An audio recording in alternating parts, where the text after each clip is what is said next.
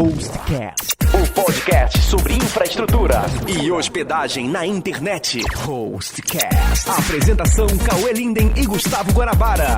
Olá, seja bem-vindo a mais um episódio dessa quinta temporada do Hostcast. O meu nome é Gustavo Guanabara. O meu nome é Cauê Linden. Meu nome é Jonatas Abbott. E nesse episódio nós estamos recebendo o Jonatas, que eu não consigo dizer exatamente o que ele faz. Uhum. Sabe quando sua mãe fala assim, meu filho, o que você faz no seu trabalho? Eu sinceramente não sei. Porque o cara, ele entra em todos os negócios, ele é um cara que eu respeito pra caramba como empreendedor. E a gente tem a grande felicidade de estar recebendo ele aqui nesse episódio da quinta temporada. E vocês vão entender um pouco mais da história desse cara que hoje, até hoje de noite, ele é o criador da Dinamize. Amanhã eu não sei, pode ter um time de futebol, pode ter alguma coisa assim. Eu acho que ele fica na Dinamize muito tempo ainda, hein, Guanabara? Então é isso. A gente vai falar muito sobre empreendedorismo e nós vamos falar muito também sobre e-mail marketing, marketing digital. Então acompanhe com a gente que esse episódio tá bem legal.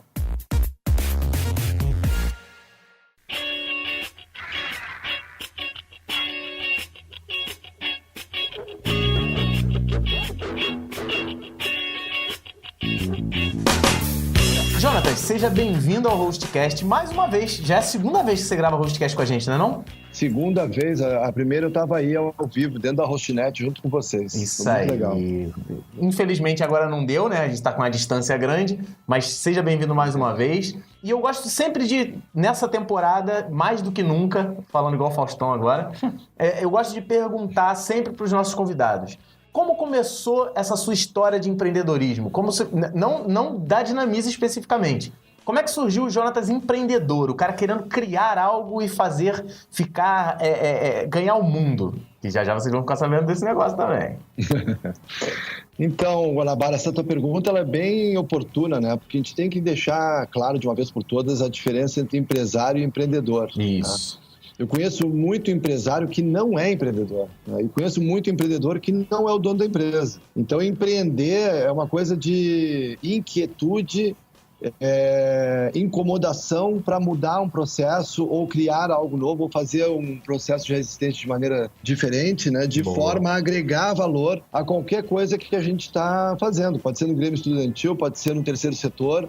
A gente tem grandes empreendedores no terceiro setor, a gente tem no associativismo, a gente tem como empregados, né? Eu mesmo fui empreendedor a minha vida inteira, mas fui ser sócio da primeira empresa, foi a Dinamize, com 41 anos, praticamente. Alguns poucos. Nem parece, né? Foi ano passado, né?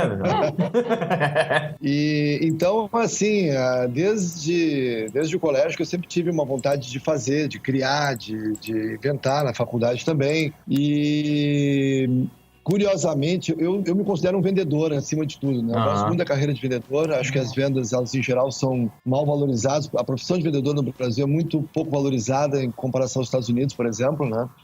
E é um paradoxo porque tudo que a gente fala de internet hoje em dia, desde o e-commerce, as próprias redes sociais, ao posicionamento, argumento, redação, tem muito a ver, o próprio marketing em si tem muito a ver com a venda, com saber vender, né?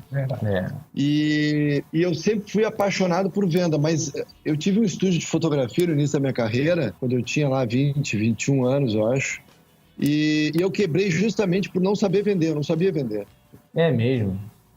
A sua formação é em quê? Você teve alguma formação acadêmica, não? Eu fiquei 10 anos na Universidade Federal, cursei primeiro jornalismo, não acabei o jornalismo, passei para propaganda e também não acabei a propaganda. Eu não tenho diploma universitário. Mas você pegou pouquinho de cada um, né? Sim, eu fui até o 8º semestre, que era o último. Nossa! Né?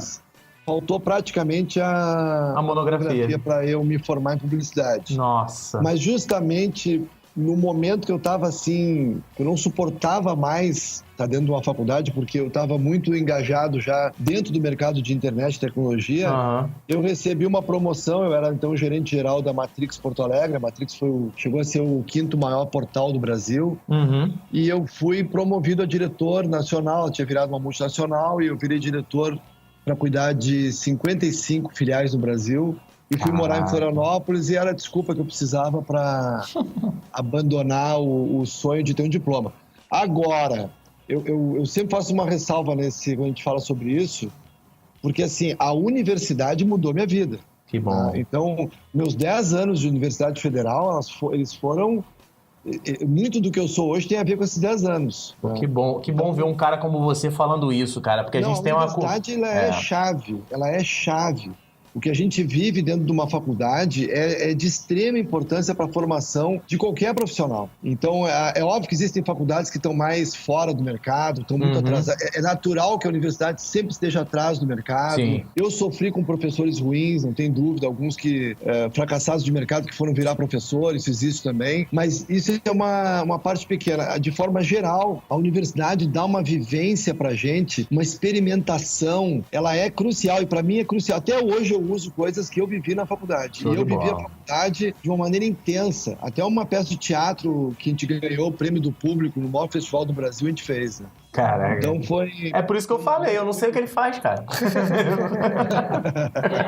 Eu quase virei ator nessa época. Aí, tá vendo? Eu recebi o convite. Caraca, ia estar na Globo hoje. Mas daí, então, assim, depois da minha carreira, eu tive um problema pessoal grande, assim... Um período da vida quando tudo dá errado, né? Meu pai morreu, a família quebrou porque foram 5 anos de câncer e eu fiquei numa pior mesmo, assim, minha família também. E ali eu abandonei o sonho da fotografia, que eu continuo hoje atuando assim como hobby, né? Percebe-se? Mas abandonei e... Oi? Percebe-se? Eu vejo teu Instagram. Eu adoro, eu amo fotografia. Pô, muito bonitas. Ano passado. Mas eu abandonei a fotografia, assumi que eu jamais ganharia dinheiro com fotografia, caí no mundo real, caí na segunda-feira de manhã e fui virar vendedor. E aí vendi de tudo. Comecei com batata, vendi motosserra, vendi... Isso tudo E em aí, Porto Alegre ou já Floripa? Não, em Porto Alegre. E aí surgiu a informática lá em 93, né? E eu comecei a vender Itautec, XT, depois 386, 486, Pentium. Caraca. E caí na informática, né? E em 95... já destacado, assim, como um bom vendedor, um bom gerente de vendas, surgiu a internet ali em 95, 96 e eu justamente tinha 2 convites, um para uma grande distribuidora de informática e outro para um provedor que ninguém sabia o que era direito, né? Filas para tu conseguir um login de acesso, uma internet de escada horrorosa, enfim. Mas havia uma grande já expectativa, né? E eu, assim, graças a Deus, tomei a decisão correta de me aventurar nesse mundo novo que na época ninguém sabia nem o que era. E aí você foi trabalhar na... Qual é o nome? Matrix. Na Voyager. Na Voyager. Na Voyager. tá. Voyager chegou a ser um dos maiores provedores do Sul e foi vendida para o Terra, né? E ali sim, eu comecei a experimentar a inovação de uma maneira mais contundente, né? Copiei um processo que a Fininvest fazia, né? Ela, ao invés de ter um stand que concentrava uma fila de gente para aprovar financiamento, a Fininvest botava uma menina em cada stand que vendia computador e acelerava o processo, atendendo uma necessidade clássica do consumidor, e isso é a essência do marketing. Segundo Kotler, atender a necessidade do consumidor. Esse é o grande lance de um produto ou de um serviço. E eu notei que na época o Terra, na época ainda era o ZAS, né, ele tinha um stand com mulheres muito caras e gostosas e computadores maravilhosos. E tinha uma fila ali de nego para fazer a sua inscrição na internet. E eu fiz um misto, eu copiei o modelo da Fininvest e criei uma embalagem, que depois me acompanhou pela Plugin, me acompanhou na Dinamis também, que foi botar dentro de uma caixa um serviço intangível de internet, transformando ele numa coisa mais fácil de compreender, com um manual de instalação, um login, e aí vem a grande sacada que eu tive na época, que foi entregar no stand uma caixinha que já tinha um login ativo com senha de internet. Ele não precisava se cadastrar. Entendi. Porque se cadastrar na época era uma coisa muito dolorosa, né? Outro fazia por escrito, outro fazia numa conexão horrível. Não existia a disponibilidade de banda que tem hoje, né? Basicamente, você vendia um produto virtual, um produto online, mas tinha alguma coisa que o cliente pudesse pegar, né? Ele não precisava sair do stand onde ele estava comprando o computador com o vendedor. A minha menina já sentava do lado, já preenchia o cadastro dele e levava uma caixinha com acesso pré-liberado. Entendi. Isso foi revolucionário e inovador.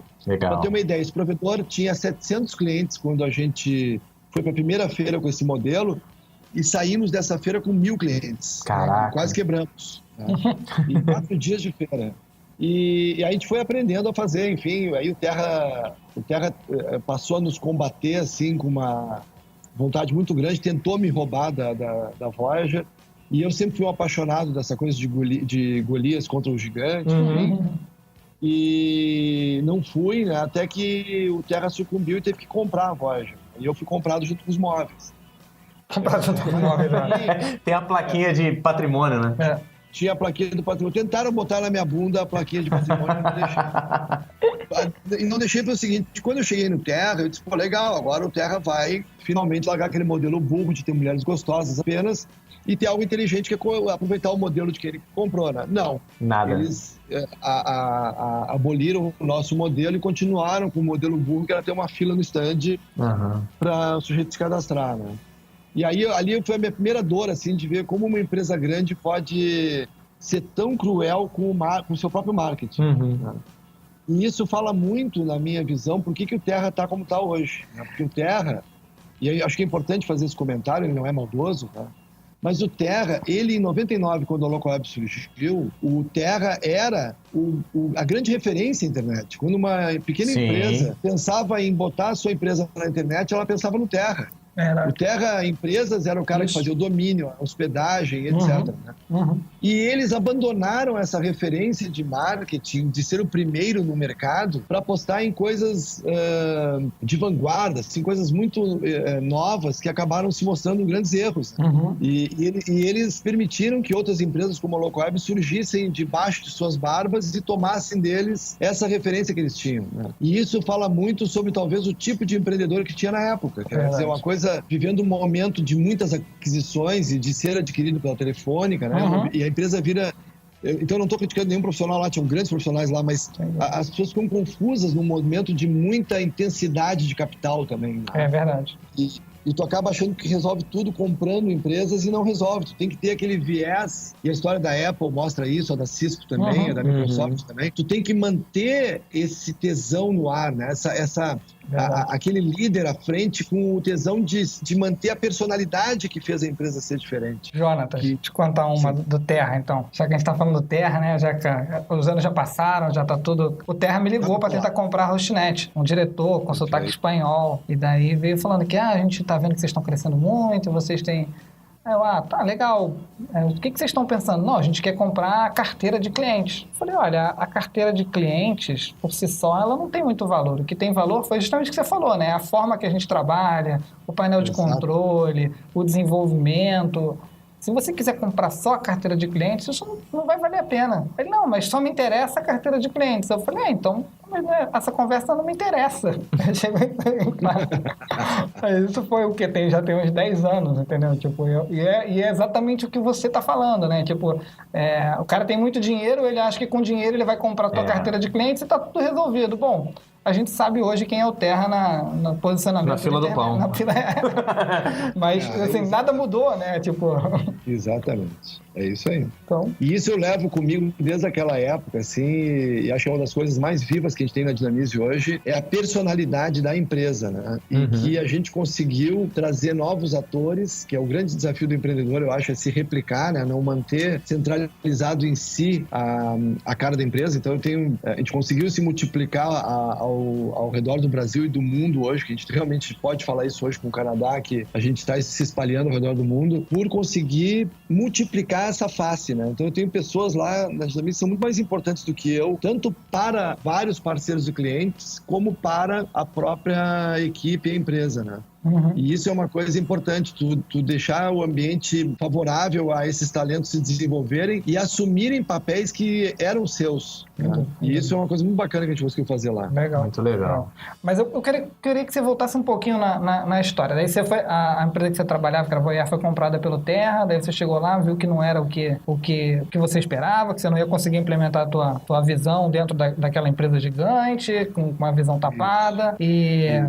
E daí você foi pra onde? Aí tinham várias empresas que estavam olhando o meu trabalho por causa das embalagens, por causa dos canais. A gente, no sul do Brasil, a gente dominou por 4, 5 anos absolutamente todos os canais. Desde grandes varejos como Ponto Frio e Lojas Colombo, as grandes lojas de informática da época, IBM inclusive. Ninguém largava a Voyager, tanto pela embalagem quanto pela política de canais, que eu me orgulho muito de ter sido inovador também. A própria Local Web depois copiou um pouco do que a gente fez da Plugin, quando a gente passou não só no discurso, mas no dia a dia, realmente mostrar que o canal, a agência, ela tinha autonomia dentro da empresa, né? Isso é muito importante também, tu mostrar para o teu canal autorizado que ele é diferente. Né? E muitas empresas, elas fazem apenas um discurso e no dia a dia o canal vira um cliente como qualquer outro. Verdade. E isso não pode ser, né? Então, aí a Matrix, que era uma estrela nascente, com uma personalidade muito forte também na época, havia sido recém-comprada por um fundo indiano-americano chamado Primus. E Tá até hoje lá, né, se eu não me engano. Tá até hoje lá.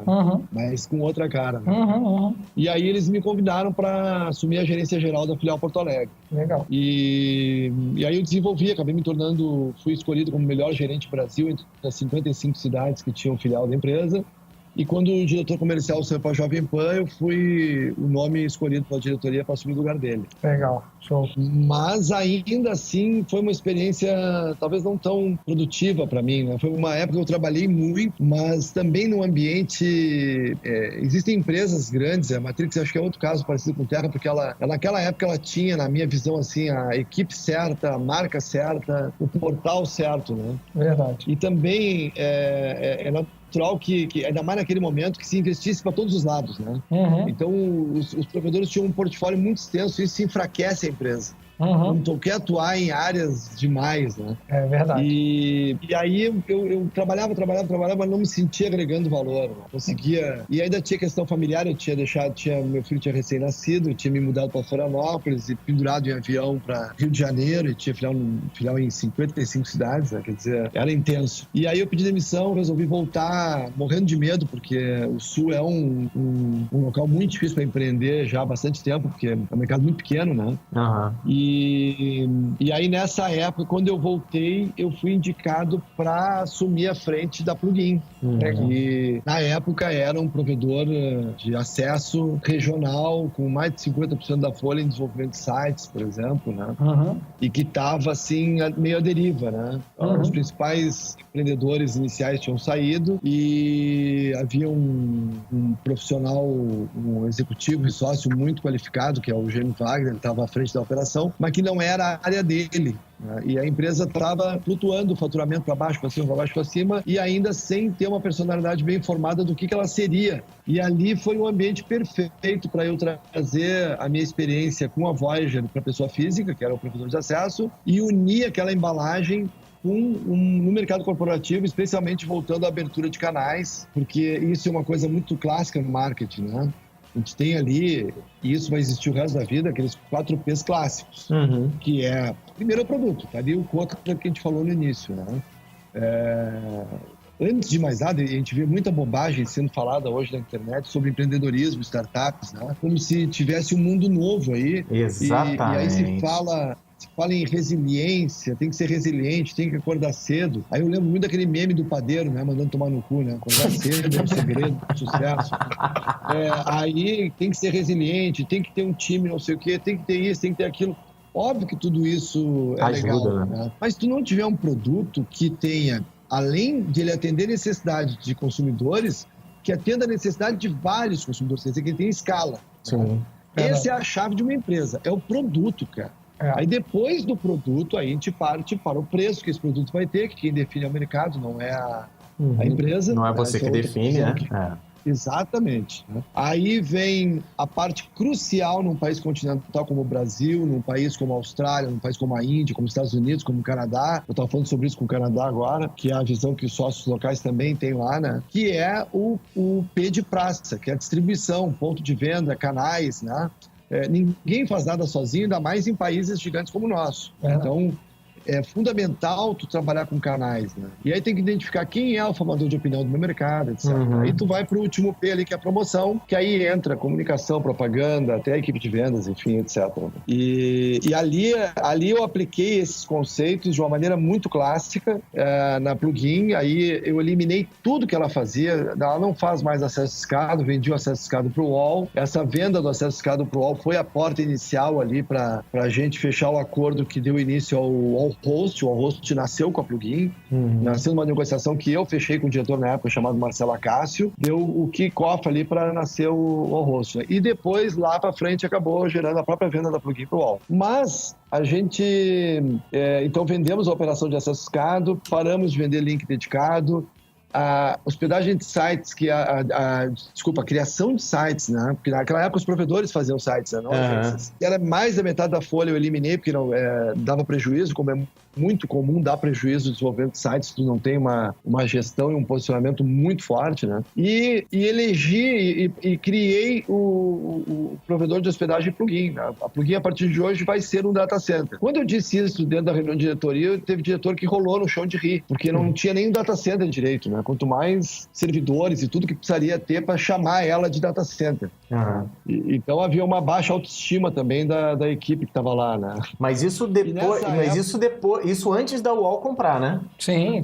Não, bem antes. Isso foi o nascimento dessa nova plugin que acabou interessando 5 anos depois, interessou a UOL. Entendi.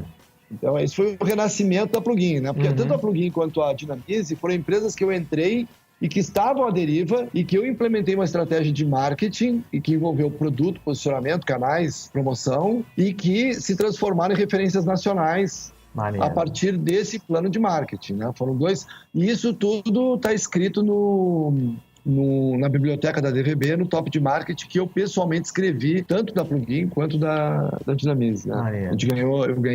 Nós ganhamos da Plugin e depois eu ganhei com a minha equipe na Dynamize o top de marketing baseado nessa estratégia de produto, canais e venda, né? E então a gente eliminou todo o portfólio de produto, colocou energia num único posicionamento que era hospedagem de sites e servidores, e acho que é muito importante para uma startup ela saber resumir numa frase o que ela faz, que seja inteligível, né? Então, o que a Plugin faz? A Plugin faz hospedagem de sites e servidores. Outra coisa que eu resolvi, que me deu muita dor de cabeça também lá dentro, eu tive muita dor de cabeça, é muito comum tu ter muita dor de cabeça quando tu mexe tão profundamente com uma empresa, né? Então, a Plugin, por exemplo, ela não chamava Plugin, ela chamava Plug-in/Vanity Corporative Internet. Jesus! Que era o resultado da fusão da Plugin com a Vanity por vaidades. Não se mexer no nome, que era um nome complicadíssimo. E eu tive que arranjar um professor de inglês em Florianópolis que foi me garantir que o corporativo existia. Porque todo mundo me dizia que não existia, que era uma criação tupiniquim, porque o que existe é corporate. E aí eu acabei achando um professor que confirmou que o corporativo era uma flexão, mas era um mico, né? E aí eu mudei e arranjei uma guerra com todos os sócios da Vanity na época para plug, sem traço, né? Plugin Internet Corporativa, que é uma linguagem para atender o PME que fala a língua portuguesa. Né? Sempre foi uma crítica minha muito forte à americanização dos termos, né? A gente até hoje sofre muito, cara, né? O e-mail, né? Que para eles lá é o electronic mail, correio, né? O e-commerce, né? B2B, cara. A gente precisava de uma faculdade para aprender o que era B2B em 98 no Brasil. E B2B para eles era algo que eles faziam desde os catálogos de 1880 nos Estados Unidos, né? Então, na Plugin especificamente, até pelo momento da internet, a gente usou muito o português. Isso facilitou a nossa vida. Né? E então essas mudanças de nome, posicionamento, serviço, produto, equipe, né? Foi uma reestruturação geral. E eu já tinha um networking bom no Brasil, já tinha uma experiência boa da multinacional Matrix, né? E consegui rapidamente abrir franquias que fizeram a gente abrir Rio de Janeiro, Bahia, Brasília, com um modelo de canal guarda-chuva regional. Né? Então a gente abria uma franquia que acabava abrindo canais que abriam clientes. Né? Legal. E esse é o modelo que eu aplico até hoje na Dynamize. Né? A Dynamize tem gerentes de conta, que é o meu principal time ali, que está conosco. Isso é uma coisa muito importante de um empreendedor saber. Né? Tu tem que montar uma equipe comercial campeã. Isso leva alguns anos e depois que tu monta, tu tem que saber fidelizar. Né? Hoje 80% da minha equipe comercial tem mais de 5 anos. Legal, muito bom. E aí na Dynamize, assim como era na Plugin, a gente tem um gerente de de conta que ele abre franquias, e as franquias abrem canais, e os canais vendem para clientes. A franquia também vende direto para cliente e o gerente de conta também. Então é uma mistura de pirâmide com matricial. Tu tem desde o caminho tradicional que vem a filosofia do sócio, passa para o gerente de conta, passa para o franqueado, passa para o canal, passa para o cliente, né? Mas também tem o matricial que pode ir direto, entendeu? E dá muita liberdade. A outra coisa que eu aprendi muito cedo lá na Voyager era que é uma coisa que se fala muito, se faz muito pouco, com preguiça, tá? Que é o marketing 1 a 1. Tem que fazer marketing 1 a 1. O que é marketing 1 a 1? É bem simples, cara. É fazer a seguinte pergunta: como que tu quer que seja o teu contrato? Sabe quantos modelos de contrato a Dinamize tem hoje? 1.700. Jesus. Um para cada cliente. Fácil de gerenciar. Essa pasta deve ser uma maravilha. Mas isso é verdade, assim, a HostNet, ela é parceira da Dinamize. E deixa eu só dar meu depoimento, realmente, em relação à Dinamize, porque eu quero falar um pouquinho mais da plugin também, mas em relação à Dinamize, o que o Jonas está falando, a HostNet é parceira da Dinamize, todo o e-mail marketing que é feito pela HostNet é através da Dinamize, e eu lembro claramente quando eu demorei um pouco para entender a importância do e-mail marketing como produto para uma empresa de host, né? E quando eu fui pesquisar, eu mandei e-mail para 3 empresas e o Jonas falou, não, eu quero. E depois, quando a gente foi conversar com o Jonas, tipo assim, foi tudo do jeito que a gente queria. Exatamente como ele está falando, assim, não tinha imposição do contrato de tal forma. Então foi muito fácil fechar com o Jonatas e com a Dinamize, porque eles topavam o que a gente estava. Então, realmente, meu depoimento, assim, como cliente, parceiro, alguém que acompanha a história da empresa, isso aí é 100% verdade, isso aí é 100% a visão que eu tenho da Dinamize. Isso é muito importante, cara, porque tu deixa confortável. Porque, na verdade, assim, tu tem que fidelizar o cliente ou o parceiro pelo produto, cara. Se o produto não for bom, meu amigo, não tem jeito. Entendeu? É verdade. E eu vou abrir um parêntese rápido aqui para fazer um paralelo com o churrasco, tá? Que a gente é gaúcho aqui. E eu paguei um mico enorme no Rio de Janeiro. Eu fui na casa de uma celebridade em São Conrado, numa janta maravilhosa, encostou um cara em mim e perguntou como é que tu faz teu churrasco, como é que tu acende o fogo, porque gaúcho viado é o seguinte, cara, o cara tem que botar uma garrafa, ele bota um tipo de papel e a maneira como ele vai acender o fogo vai influenciar no gosto da carne.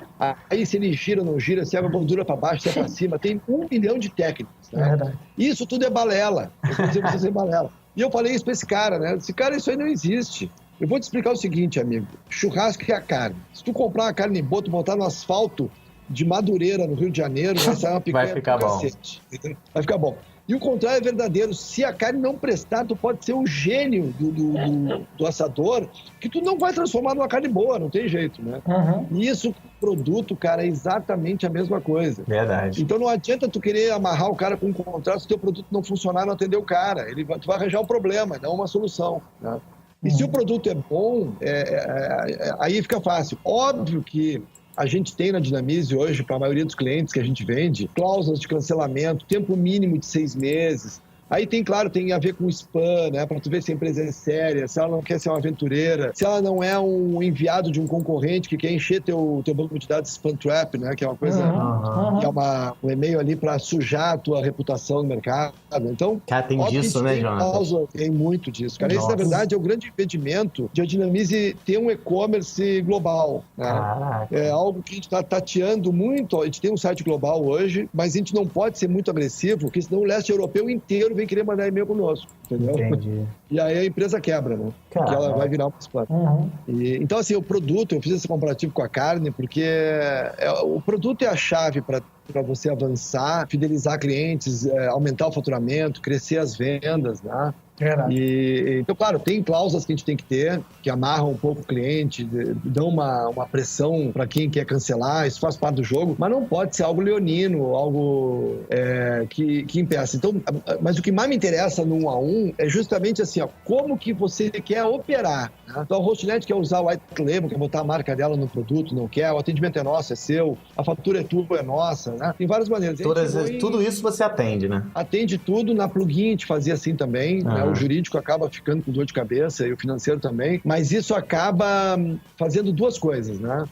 3, ele acaba te transformando a tua marca muito amigável, ele acaba ajudando muito a tua venda, e aí vem o terceiro que é genial, tá? Quando tu é flexível desse jeito e faz contratos tão sob medida, né, ou tailor-made, para quem adora inglês aí tá nos ouvindo, né?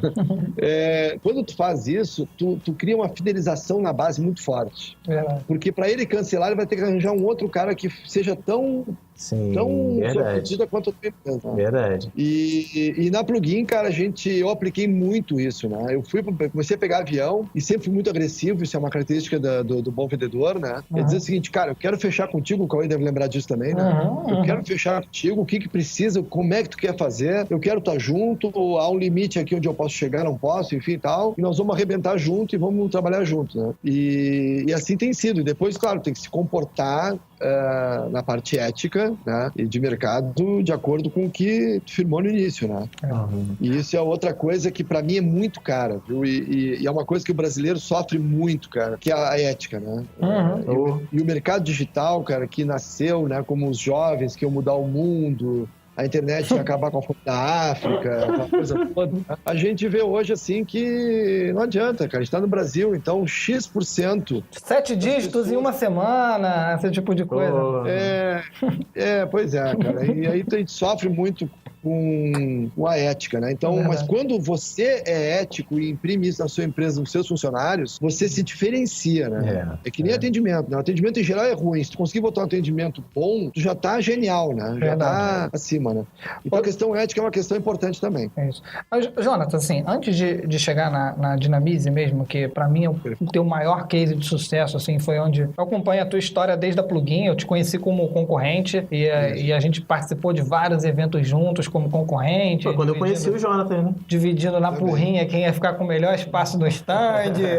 Mas a gente sempre bateu uma foto no final do evento. Sempre, não. O Jonatas, assim, eu conheci o Jonatas, quando eu fui para o evento, foi a primeira vez, o Jonatas já estava lá, né? O Jonatas já sabia a importância dos eventos, como falou assim, a importância de criar canais. O Jonatas usava já os eventos para poder criar os canais, tinha toda uma parte de atendimento. Conheci ali, tipo assim, e a primeira experiência que eu tive em evento, eu sou mais novo, né? Eu tava meio tímido ainda, então quando eu cheguei no evento eu não conseguia ver essa camaradagem entre os concorrentes, né? Eu imaginei que eu ia chegar lá, meus inimigos estariam lá, e o evento foi quebrando isso, eu fui conhecendo as pessoas que estavam por trás das empresas, o quanto que cada um admirava algum aspecto de cada empresa, né? Como você falou, a Plugin, o teu perfil, o perfil que eu conheci através de você, do Pecim, eu posso dizer claramente assim, que você e o Pecim são dois dos maiores executivos que eu tive contato, assim, através dos meus negócios, né? São duas pessoas que eu admiro pra caramba e às vezes eu fico ainda me pensando, falei, cara, a Dinamize tinha o Jonatas e o Pecim e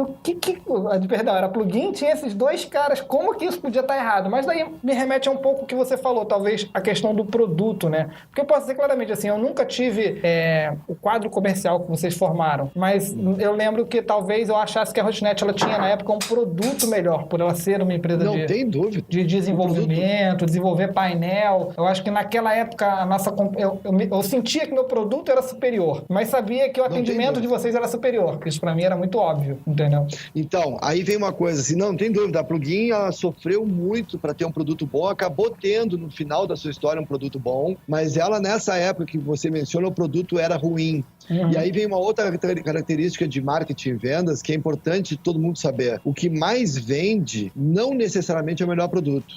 Porque é o que melhor sabe vender. Óbvio que ele não pode ser inviável, não pode ser um produto que não funcione. Né? Mas se ele tiver algumas boas qualidades, ele pode vender muito mais do que o melhor produto. E isso o Steve Jobs sempre falou muito, né? Se eu assistir os vídeos dele mesmo, é verdade. Ele sempre valorizou muito o advertising, né? As agências de propaganda. A propaganda aquela dele, aquela primeira lá, até hoje é uma referência no mundo da propaganda, né? Do Big Brother. E se for olhar a história da Microsoft, da Cisco, da Apple e até de outras empresas, elas são histórias parecidas com a da Plugin. Começa a vender um produto que está longe de estar pronto ou está longe de funcionar redondo, né? A Cisco, a Microsoft, a Apple tem isso na sua história, né? Os produtos eram lançados assim, trocava o pneu com o carro andando. E isso é difícil, a Plugin sofreu muito com isso e tinham vários concorrentes com um produto muito superior. E tu sabe muito bem, Cauê, que a barreira de entrada de um provedor, ela é grande, né? Porque não é fácil tu desenvolver tudo que precisa para ter uma hospedagem adequada, né? Claro. Né? E por que eu tô falando isso? porque eu lembro claramente, assim, que a Plugin tinha muitos sócios também, apesar dela ter uma parte comercial, então acho que aquilo também talvez gerasse algum pouco de conflito, não sei exatamente o que estava acontecendo naquele momento, mas eu lembro de um papo muito específico que eu tive com você em uma feira do empreendedor em Porto Alegre, em que você apontou para um lado que eu ainda não tinha apontado e que eu vou te dizer bem claro, cara. Eu só vi aquilo que você estava me dizendo, assim, há pouco tempo atrás. Você chegou para mim e falou, Cauê, esse mercado de hosting, você já estava saindo da Plugin, acho que, se eu não me engano, você fez uma consultoria para a Telium naquele tempo, mas você já estava começando a ver uma coisa que a ficha demorou muito para cair para mim, que era o seguinte, Cauê, esse mercado de hosting, de vender plano por R$14,90, R$29,90, tendo que dar o banco de dados, tendo que fazer o backup, isso é insano, isso aí é muito louco, isso aí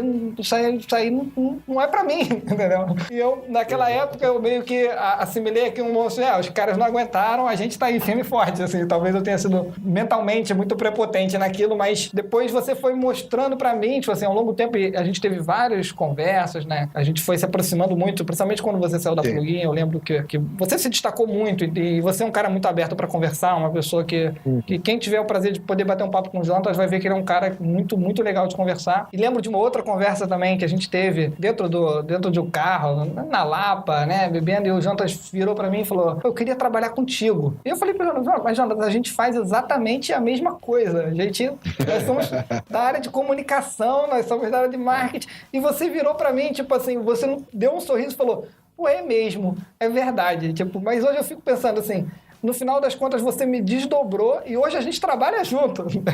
Triste, né? Eu fico olhando e falei que esse cara, ele me deu 2 lições que, tipo assim, eu vou te ser bem honesto, cara. Você, assim, o tempo passou. Quando eu conheci a Plugin, eu falava, pô, os caras vendem bem, mas o produto não é bom. Pra mim era muito claro, pra mim isso, tipo assim. E a Hostnet, ela era o contrário. Não tinha atendimento, mas a gente tinha uma questão do preço, era bom na área de tecnologia, então a gente conseguia vender bastante online, com o cara mesmo indo no site. Esse era o diferencial da Hostnet. O cara ia lá, ativava a conta com 30 dias grátis, já começava a usar. Eu não precisava ter... achava que não precisava ter esses canais e tudo. E depois você saiu da Plugin, meio que me confirmou pra mim, não, que a Hostnet estava no caminho certo. A Plugin foi comprada pelo UOL. O UOL tentou comprar a Hostnet, não conseguiu. Você participou muito disso, dessa época da internet, né? Sim. E aí eu lembro quando você começou a Dinamize, né? Eu lembro bem, muito claro. E eu tava começando também a fazer um trabalho de publicidade em agência. E você virou para mim, mas você vai também para essa área de e-mail marketing, é isso que você vai fazer? Eu falei, não tem nada a ver com isso. Você olhou para mim e fez assim uma cara de, ufa, vou me livrar desse pentelho aqui. Deixa eu te falar uma coisa, Cauê, vocês souberam fazer a escala, né? A escala, ela continua muito difícil, na verdade. Né? Aliás, eu vou abrir outro parênteses aqui. Aquele movimento todo que o Terra fez naquela época, comprando 12, 14, 15 provedores no Brasil, com muito dinheiro da Telefônica sem fim, ele fez muito mal para a internet brasileira, cara, porque o acesso gratuito veio por ali. E ali se criou no Brasil, cara, um conceito internet igual a grátis. Verdade. Né? Que eu não vejo na Europa e não vejo nos Estados Unidos como a gente vê aqui. E aí que acontece, cara, serviços de hospedagem lá fora, não raros, são mais caros e mais eficientes que aqui. Né?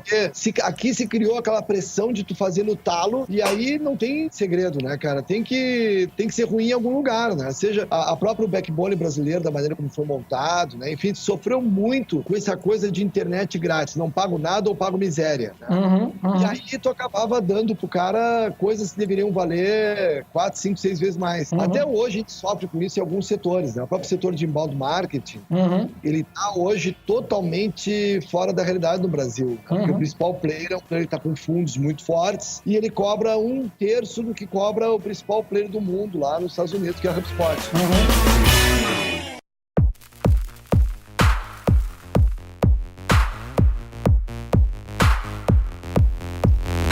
Beleza, Jonatas. E aí chegou o momento em que chegou a UOL e foi comprar a Plugin. Você estava nesse momento. Eu lembro muito bem desse momento, que eu conheci você perto dessa época.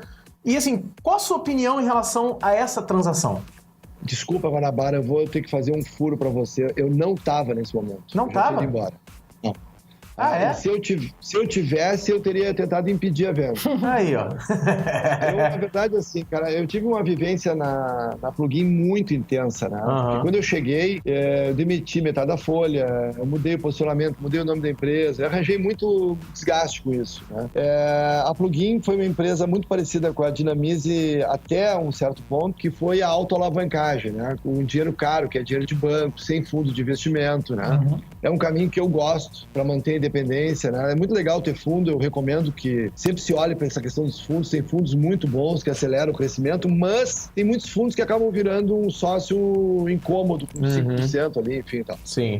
Mas quando tu autoalavanca a empresa e transforma ela em nacional do dia para a noite, como a gente fez na Plugin, o desgaste emocional é muito forte, né? E eu vou abrir um parênteses rápido aqui, porque tu elogiou o Pessim. Pessim foi um cara muito importante na trajetória da Plugin, especialmente depois que eu saí.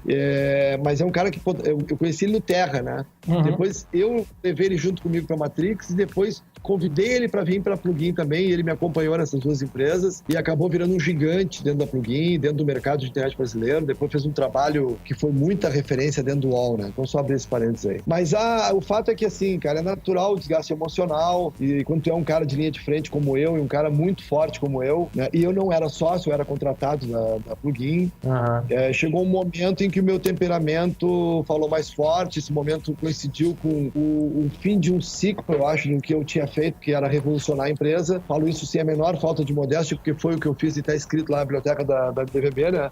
Então, tudo que eu fiz de posicionamento de canais, eu abri filial por filial no Brasil inteiro, eu iniciei o relacionamento com o UOL vendendo a carteira de discado. Eu montei o Allhost, o primeiro Allhost, junto com o Marcelo Acácio, que até hoje é amigo nosso, é cliente da Dinamize até hoje, foi o primeiro diretor do Allhost. E te doeu muito ver a Plugin sendo vendida para o UOL?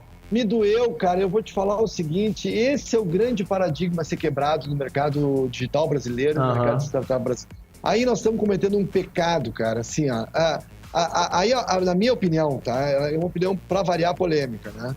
Há um complexo de vira-lata enraizado na gente, e eu falo porque eu também tinha.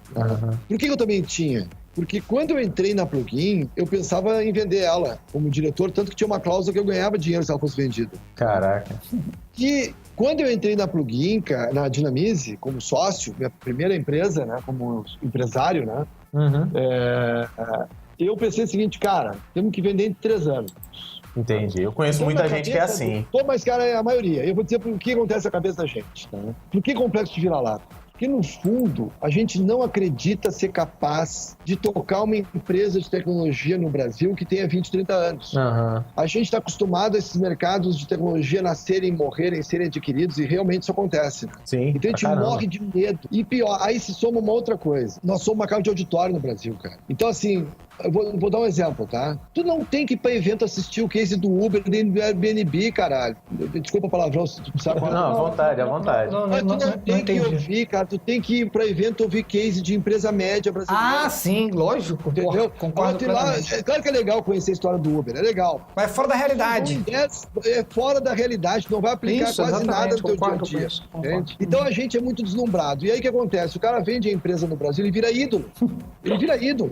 E quando a maioria do pessoal que vendeu a empresa no digital não ganhou dinheiro, cara. A maioria tava com dívida, né? E aí eu vou te fazer a pergunta, cara. Se amanhã sair lá na Wall Street Journal que o Facebook foi vendido para uma empresa alemã, as pessoas vão dar parabéns pro Zuckerberg ou vão achar que tinha uma coisa errada? É verdade. Agora, no Brasil, cara, se tu vendeu a empresa e se vendeu para uma empresa do Vale do Silício... É vitória, né? Cara, tu saiu da macaquice do vira-lata e disse o seguinte, uma empresa gringa do Vale do Silício achou que tu era importante.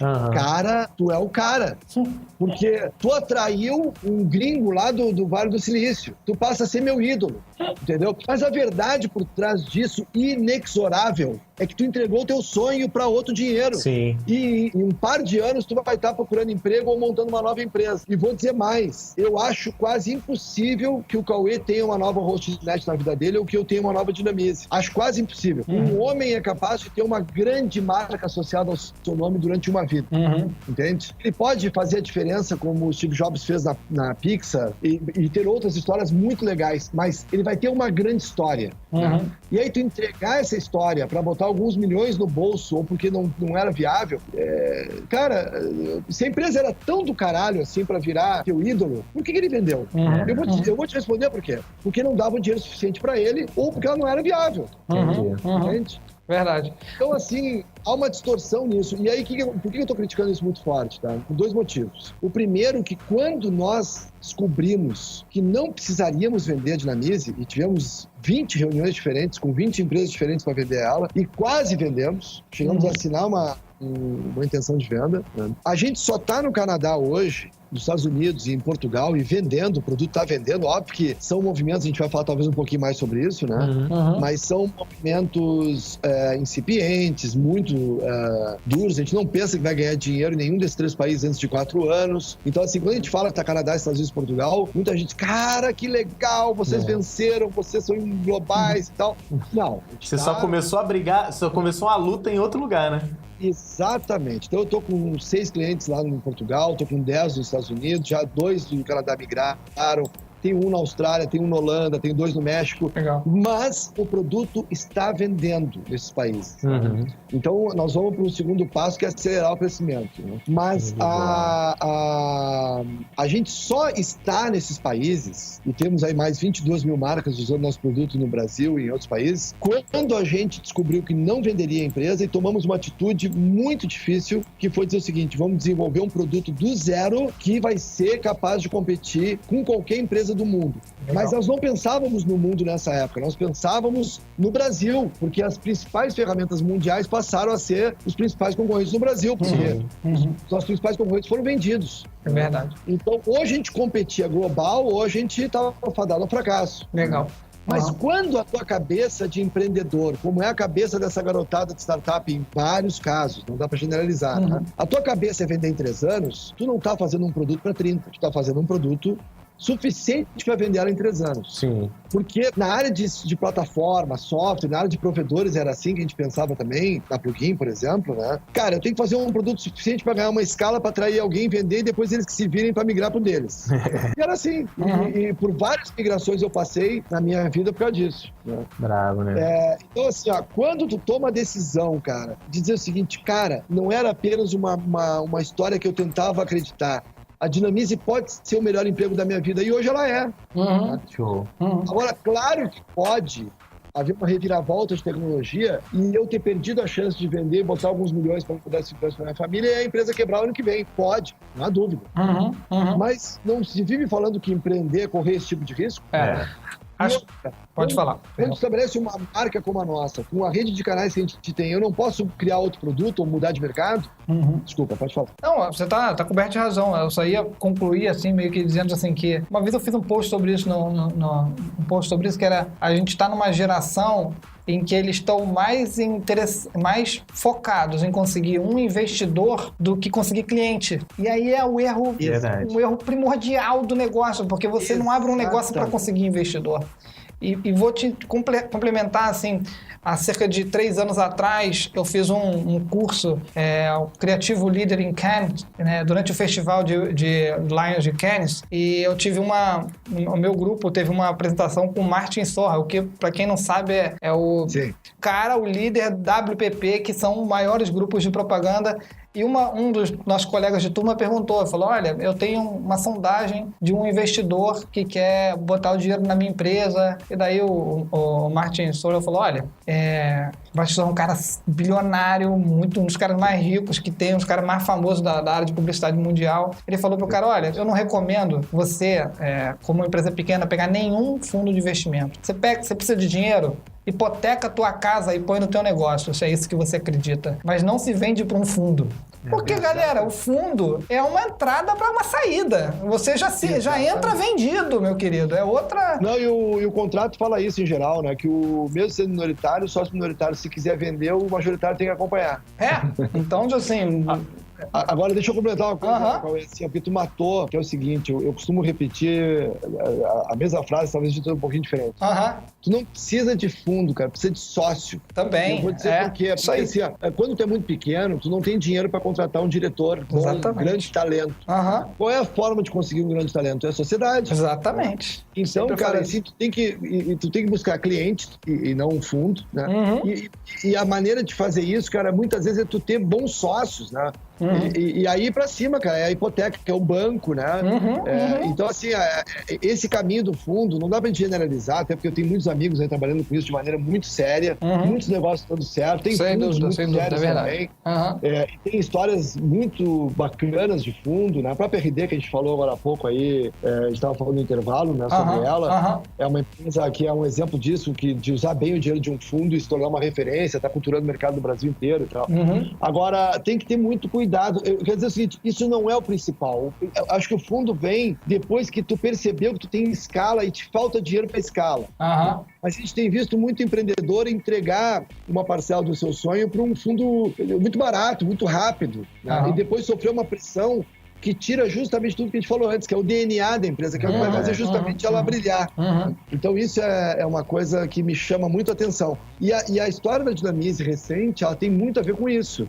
Quando a gente descobriu que não precisaríamos e não queríamos vender a empresa, né? E óbvio que isso pode acontecer, e um dia alguém fala, o cara acabou vendendo, né? Pode, sem dúvida, né? Agora, quando a gente descobriu isso, cara, a gente fez uma coisa dolorosa, que foi gastar quase R$1 milhão durante 4 anos desenvolvendo um produto do zero, que é o Meio Twizy Pro, que está no mercado hoje.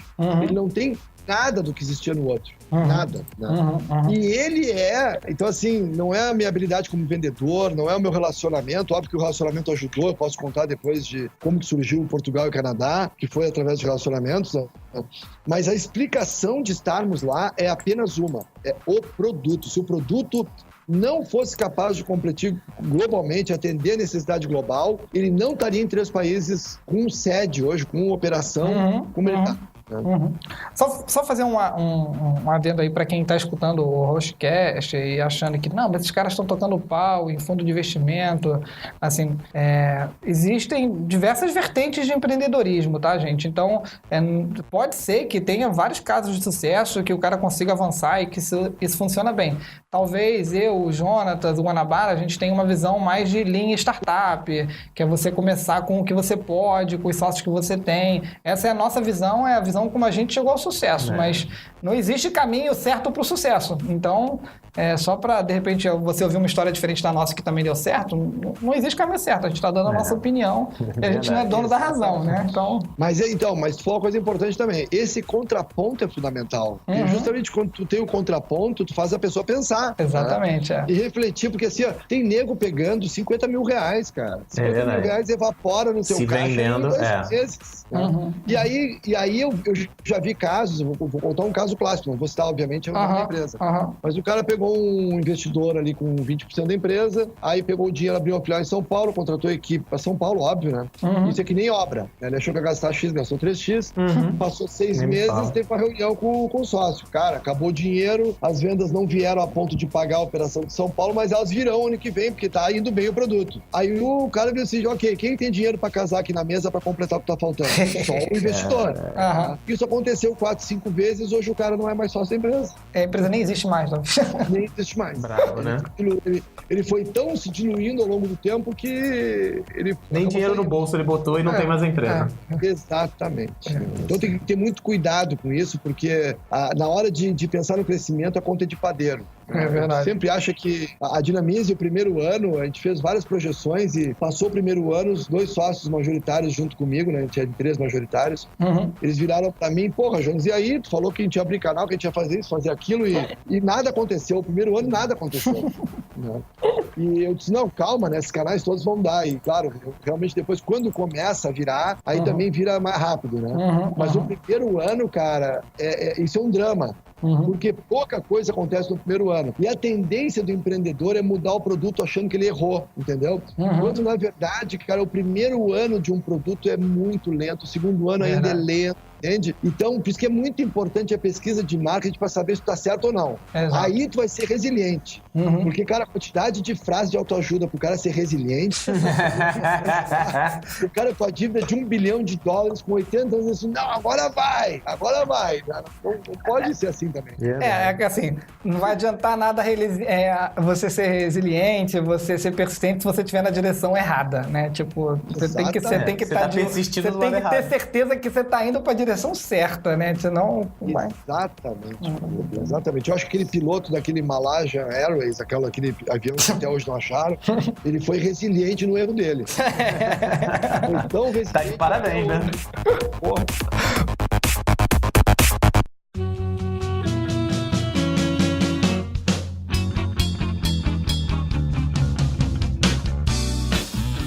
Então, beleza. A gente viu aí a trajetória do Jonatas e a maioria das vezes a última pergunta é sempre a mesma, mas com você eu não sei o que esperar, sinceramente. E aí, Jonatas, o que vem pra frente agora? Tô com medo, sinceramente. O que a Dinamize tá inventando? Você já comentou várias vezes aí, mas eu queria que você aprofundasse um pouquinho mais. Falar dessa empreitada que você tá fazendo no exterior. Então, cara, eu vou até talvez jogar um pouco de água fria nessa expectativa, falando de uma outra coisa que vai na linha do que a gente estava falando de empreendedorismo. Porque a gente teve à disposição alguns fundos aí para a gente pegar, né? Mas eu vejo assim 2 tipos de caras no estágio que a gente está hoje. Tá? Eu não vou citar nomes, mas vocês conhecem vários deles aí, que é aquele cara que quer dominar o mundo.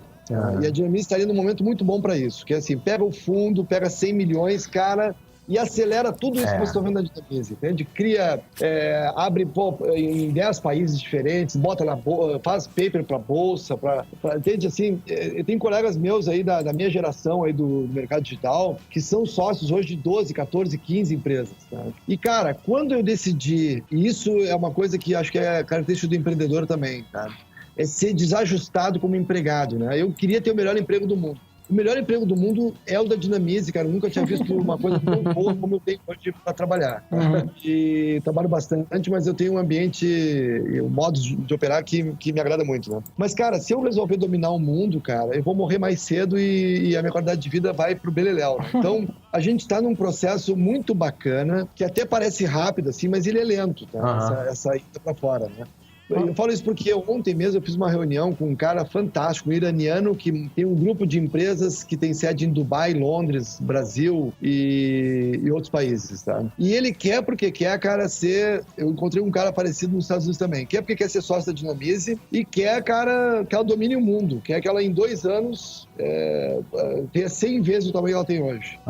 E não é o que a gente quer, cara, entende? Não é o que a gente quer. A gente quer algo com a qualidade, com o DNA, com o passo a passo que a gente faz hoje. Né? Então, o que está acontecendo com a Dinamize, cara? Naturalmente, a gente foi empurrado para fora, porque os grandes players compraram nossos concorrentes, passaram a competir conosco aqui, e tu faz a pergunta óbvia, né? Se eu vou competir com esse cara aqui, por que eu não vou competir com ele lá? Exatamente. Você pode aqui, você pode lá. E a régua mais alta é lá, não é aqui.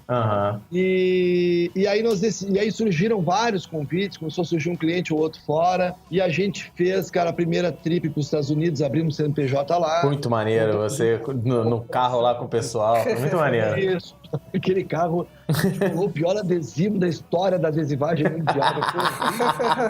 E a primeira trip que a gente fez pra lá, cara, é uma palestra que eu contei na inauguração da Dinamize agora, os 10 micos da Dinamize. A gente, cara, deu um monte de coisa errada. Reunião fantasma, a agência que não existia, a primeira agência que foi num evento nosso. Aí eu fiquei feliz da vida, peguei as meninas e disse, cara, a gente fez o evento por causa de vocês. E elas, não sei se eu posso contar o que a nossa agência faz. Não, claro que pode.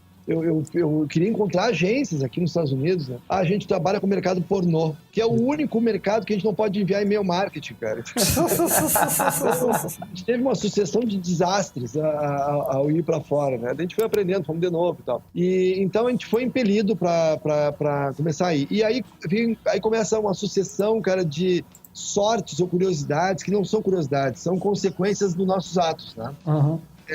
tem um pouco a ver com aquela questão da ética também. Há alguns anos atrás, cara, tinha um diretor de marketing na Wine, grupo de vinhos, aquele famoso, né, aqui do Brasil, né? Chamado Ricardo Flores, e ele precisou de socorro, ele era o nosso cliente, mas ele precisou de uma ajuda específica da empresa, e a empresa ajudou sem cobrar nada na época, enfim e tal. E quando ele soube que a gente ia a Miami, para uma outra rodada de negócio na Flórida, ele convidou a gente, através do Rodrigo, que é o nosso diretor comercial, ele disse, cara, Rodrigo, quero retribuir aquele favor que você me fez e quero pagar uma janta para vocês em Miami. Nessa janta em Miami, e ele é português, né?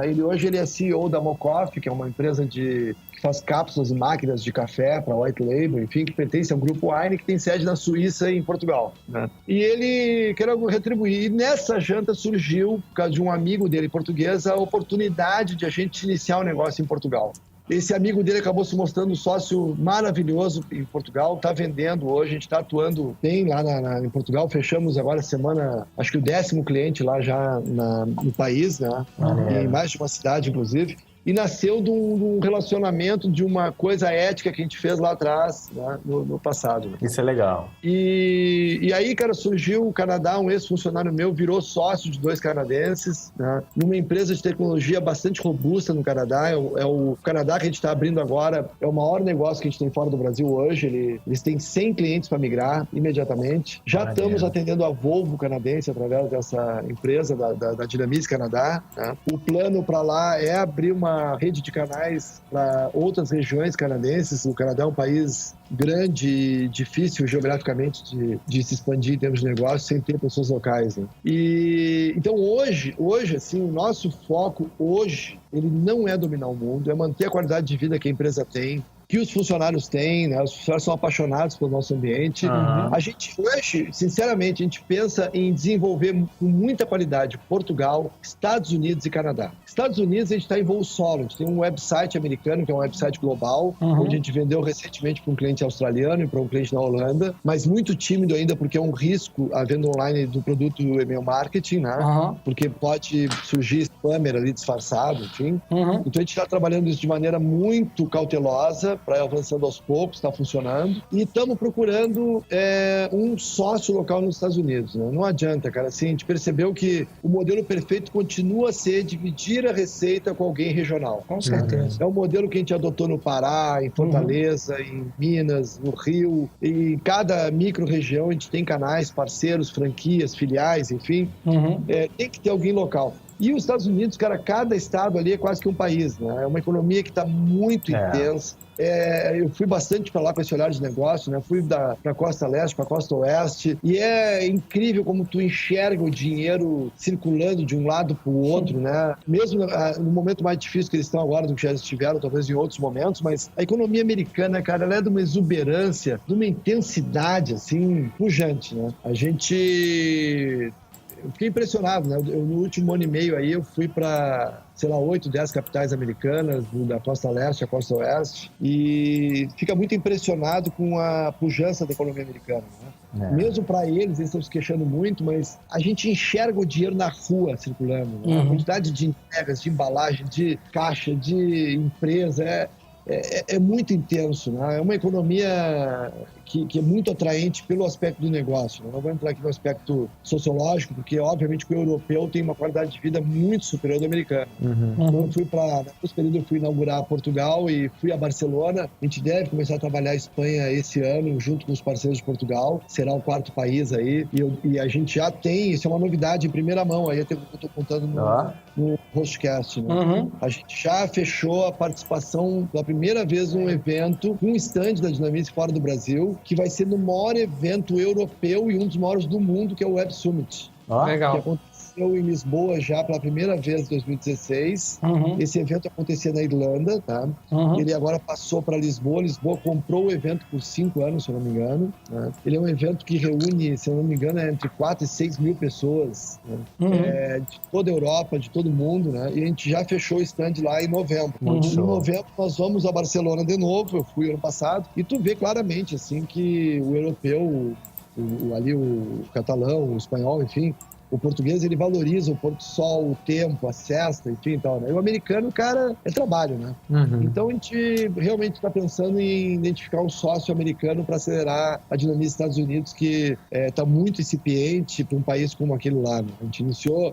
Temos lá hoje 5 agências trabalhando conosco, 3 delas são agências de brasileiros, né? E agora estamos com um contato com um canal muito forte entre Boston e Detroit, e devemos, por ocasião agora da ida para o coquetel de inauguração da Dynamics Canadá, fazer um workshop ou em Harvard ou na região de Harvard, próximo a Boston, com possíveis canais e formadores de opinião da área de comunicação, que essa nossa aliada lá, que é ex-professor auxiliar de Harvard, está trabalhando para montar ali na primeira quinzena de maio, né? Mas tudo isso são coisas que a gente está fazendo com muita carinho, cuidado, um a um, e sem tirar, em hipótese alguma, o ouro do Brasil, que é o grande ouro que existe, na minha opinião, em tudo que a Dynamics faz, né?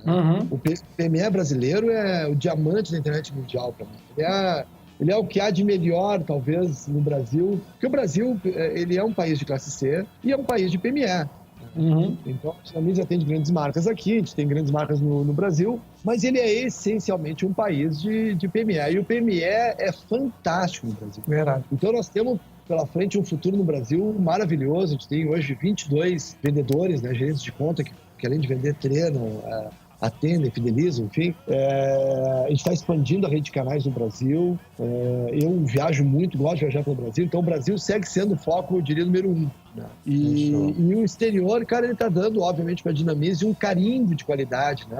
Ele está assim, isso é muito bacana de ver, até no depoimento que vocês me deram, e eu tenho ouvido isso, obviamente, por todos os lugares que eu vou, as pessoas estão realmente impressionadas por a gente conseguir estar em 3 operações em 3 países diferentes, né? E me dá muito orgulho de ver isso, assim, de ver que tudo que a gente fez ao longo de 11 anos, que eu tô lá, vai fazer 12 agora, em julho, está recebendo um carimbo de aprovação com essa estratégia e com essa vitória que a gente está tendo em atrair e manter clientes na Europa, na Austrália, no Canadá, nos Estados Unidos, né? E a gente o nosso produto está evoluindo muito. Nosso produto hoje ele já faz landing pages, ele já começa a trabalhar funil de venda, ele tem automação de marketing em vários aspectos, né? Ele está integrado com SMS, ele está integrado com Facebook, com Twitter. E aí, então a evolução dele é meio óbvia, né? Tanto para redes sociais quanto a parte de conteúdo, ele está ficando cada vez mais robusto, né? Então é essa batida que a gente está hoje. Então, assim, eu me sinto, eu vou fazer 50 anos em junho, né? Mas, cara, o tesão que eu tô hoje por surfar essa onda da Dynamics, saber que eu vou embarcar para Toronto para inaugurar uma filial da minha empresa, show de bola. Me faz lacrimejar como uma criança nesse exato momento que eu tô falando com vocês aqui agora. Olha, e eu tinha meus planos de vida até agora, mas agora eu tô avisando até o Cauê aqui ao vivo, eu já tenho outros planos. Meu plano agora é ser fiscal da Dynamics. Se você precisar de uma pessoa que vá toda semana numa filial e tal, estamos aí. Então, você pode contar comigo. Eu deixo você. Na Dynamics eu deixo. As filiais são animadas, tá? Tá bem convidado, mas primeiro tu vai ter que ir a Porto Alegre. Porto Alegre já tá Certo. Porto Alegre eu vou também. Tá Porto Alegre eu também vou. Tá certo. Mas aí as outras, aí quando eu for a Porto Alegre, a gente acerta a minha visita a todas as outras. Fechado. Jonatas, eu queria agradecer muito a tua presença aqui. É muito legal todas as vezes que a gente para pra conversar. É aquilo que o Cauê sempre diz. A gente se encontra pouquinho. É sempre... Quando eu encontrava mais contigo, era sempre num evento, 3 minutinhos conversando, mas com certeza é uma experiência muito legal. E eu fico muito feliz de poder compartilhar isso com os ouvintes. Eu tenho certeza que todo mundo que tá ouvindo, tá ouvindo, assim, maravilhado com a sua história. Assim, querendo, não de uma maneira negativa, mas querendo fazer o mesmo que você fez na sua vida. E eu fico muito feliz de poder te conhecer, de poder bater esse papo contigo e compartilhar isso tudo com os nossos ouvintes. Também, Jonathan, tem muito para te agradecer aí. A gente tem uma parceria aí já de bastante tempo. Cansei de falar aí o quanto eu admiro o teu trabalho. Quero dizer um pouquinho para quem está ouvindo o Hostcast, que é a segunda vez que a gente grava com o Jonathan, a gente gravou com ele na primeira temporada. Muita gente não sabe, mas o podcast você pode assinar ele e baixar ele pelo iPhone, pelo Android. Você consegue fazer uma assinatura, isso não custa nada. Não é uma assinatura paga. Não é uma assinatura paga, você assina e consegue ouvir todos os programas. E uma curiosidade, a gente já gravou até com o irmão do Jonathan. Sim, a família Abbott está aqui. A família Abbott está aqui numa edição especial em que a gente gravou inclusive com o criador do PHP TV. Isso. O Rasmus Lerdorf. Então a gente tem aí mais de 30 programas, tá? Pra quem quiser. Temos o episódio com o Pessim, que foi citado aqui Também várias tem episódio vezes. com o Pessim. Então tem bastante conteúdo aí pra quem gostou. Ouvir toda a temporada, já são 37. Com esse 38 episódios. E tem mais 2 já gravados. Então esse aí deve ser o 40 já. Aí, Então, comemorativo, edição comemorativa. e com certeza o Jonas vai voltar. Com essa história certeza. aí não acaba. Não para, não. Prazer, cara. Quando ele estiver em Dubai. Isso é semana que vem. Esse contato, ele me convenceu que o Oriente Médio, em geral, é um puta mercado. Me contou Aí. o caso da Suki.com, que foi adquirida pela Amazon. Não sei se vocês acompanharam, isso era um e-commerce voltado para o Oriente Médio. Eu atendi, inclusive, a Síria. E foi vendido para a Amazon recentemente. Né? Aí. Mas deixa eu falar pra vocês, assim, eu sou fã do Gustavo Guanabara há muito tempo. Oh. Quem não acompanha nas redes sociais tem que acompanhar, porque a gente se diverte pra caralho com ele. Só fala besteira, né? O Cauê, cara, nem se fala. Eu não conheço outro cara mais carioca que o Cauê. E acompanho, pô, virou um baita paizão. Lembro dele, eu não quis falar na época, mas eu achava que era maluquice dele de bicicleta pro centro do Rio de Janeiro. Parei com isso, já agora tem 2 filhas. Mas assim, ó, cara, e uma das coisas que eu sempre admirei na Hostnet, cara, porque eu sou fã do Rio de Janeiro, né? Eu sou fã do jeito carioca de ser. Eu não sei se isso aí foi uma coisa que a Rede Globo implantou no meu cérebro quando eu era pequeno, porque provavelmente os das novelas sempre foram cariocas, né? Eu tô brincando. Mas eu adoro o Rio, cara. E assim, a carioquice da Hostnet, pra mim, ela se traduzia no melhor atendimento e na melhor inovação, porque vocês fizeram várias coisas de inovação ao longo do tempo que eu era fã. Além do Hostcast. Vocês tinham, se não me engano, um jornal, vocês tinham... Sim, Boa Web. Tinham muita coisa, assim, que vocês faziam no digital e no off, que eram coisas que eu sempre gostei de fazer na plugin, que eram coisas de personalidade diferentes, né? E agora, quando tu comentou um pouco dos teus planos também, enfim... eu vejo assim, que eu sempre fiquei imaginando, e acho que talvez por isso que eu tenha te dito uma vez que eu queria trabalhar contigo, né? Em carregar essa carioquice da Hostnet Brasil afora. Né? Porque eu sempre achava também que ela ficava muito no Rio. Verdade. Muito no Rio. Achava que ela batia pouco nos paulistas e nos gaúchos. Era muito cara. Onde a gente tem mais cliente em São Paulo, né? Normal, mas foi muito online. Eu sempre reconheci na Hostnet que a gente comentou durante o Hostcast, né? Uma qualidade incrível, mas muito voltada à criatividade. Tu sempre foi um cara muito criativo. Isso. Então, pô, assim, tá com vocês aqui, cara, acima de tudo, pra mim é uma diversão, né? Adoro falar e das coisas que a gente passou, enfim e tal, né? Vamos montar um outro, cara, só com mico e briga. Vamos, pô, treta aqui na audiência. Vai dar. A gente fala todas as merdas que acontecerem em evento, tudo que não pode ser dito. Isso. É um privilégio estar aqui, cara. Sou fã da Hostnet, sempre fui, inclusive, como concorrente, né? Sou fã do Guanabara, cara. Assisti, já aparece o Guanabara sobre vídeo. Comprei um microfone agora, pela primeira vez, para usar para gravar vídeo. E lembrei dele quando eu vi o primeiro microfone da minha vida, mobile, assim, o mobile, né? Eu vi numa palestra dele em BH, se eu não me engano. Foi. EdTed. Eu precisava ter tudo aquilo para gravar um vídeo. Agora eu comprei um quando eu fui a Nova York, agora eu comprei um microfone. Aí, tá vendo? Pra mim, top. Porque o Guanabara deve servir nem pro chuveiro. Muito obrigado pela oportunidade aí. Prazer, cara. Um grande abraço. Muito fã seu. Parabéns. Por ao ar, que eu quero que a Dinamize divulgue nos canais dela. Eu Legal. também. Tamo junto. Nas redes, por e-mail, na newsletter. Enfim, te botar... Porque é legal a gente poder dividir essa experiência da Dinamize com todo mundo também. Sim. Valeu, meu querido. Falou, cara. Um abraço. Um abração, sucesso. Valeu. Tchau. Tchau.